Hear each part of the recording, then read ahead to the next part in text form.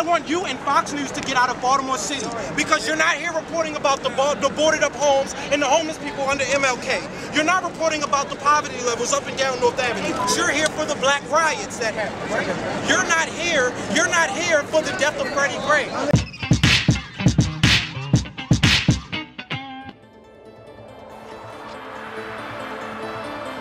Shortly after the death of Freddie Gray in April 2015, Baltimore erupted into protests, violence, and riots.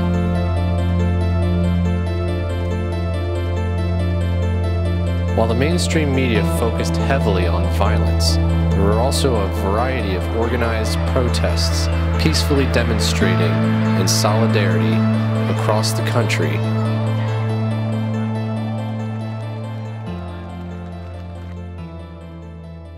For this video, Owl Magazine took to the streets to hear the voices of change in Baltimore, Towson, and even Bel Air.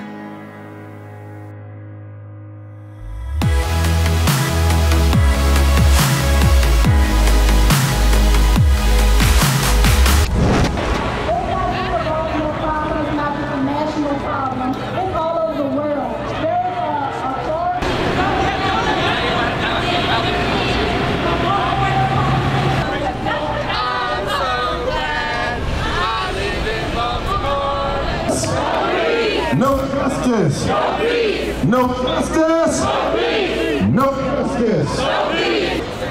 What happened the other night or last week had to happen. A lot of people think that the many times that Martin Luther King marched, he marched and it was all about peaceful demonstrations, but the majority of those demonstrations ended in violence.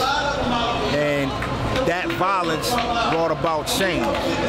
So these young kids out here was just 100% dissatisfied with their situation, and they just took it into their own hands. And because of what happened, brought this. I think that, you know, given what happened with Freddie Gray, I think it's a very sad situation, a very sad event that happened for his family.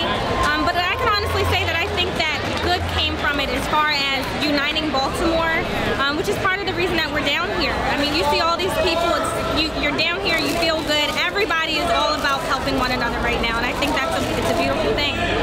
We have organized to prepare and serve 1,000 sandwiches, bag lunches, to protesters, the National Guard, and police officers. That was our goal, was just to basically come out and feed the community.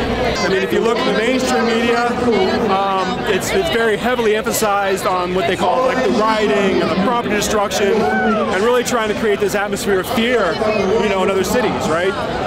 In the left press and the social media has really picked up on it and tried to get the other story out there, and I think it's had an impact.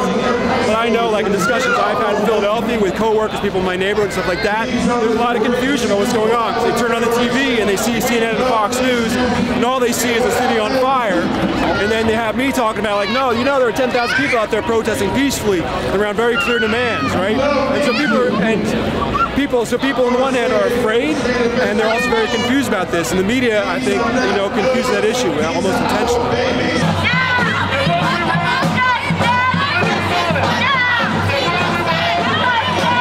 Can't stop now, it's got to be a lot more than this, but it's a step in the right direction. I hope we just don't forget that there's a lot more justice to be done than just getting the convictions for these 6 officers. It comes down to, like that man was saying on TV, that the homeless people, the boarded up homes, everything. Baltimore's got a lot of issues. I'm a teacher here, so. I think there's a big problem when it comes to poverty and the feeling of oppression in different communities. When you have oppression, you're going to have people that want to fight back against that. But then when you keep on holding them down as a pressure cooker, and eventually it's going to pop.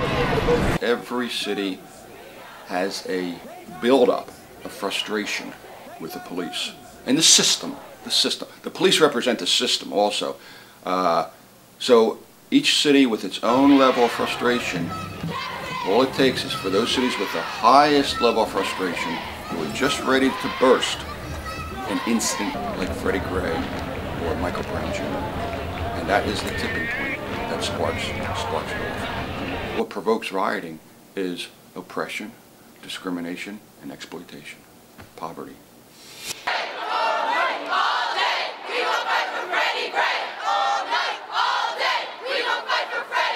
We really want to make our voice heard because a lot of people in the Baltimore community, their voices haven't been heard.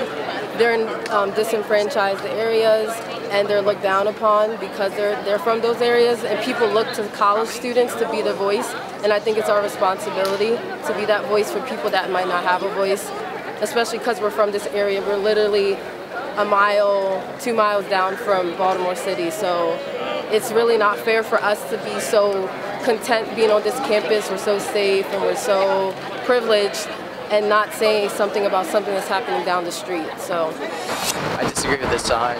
Rioting is not the way to solve anything. A lot of these businesses around here, small businesses, family owned, and rioting is just not going to solve it. I mean, yeah, you're going to get a lot of attention from the media, but I mean, is that what it's really about? Do you want to be on camera? Nah. I personally think that was a lot.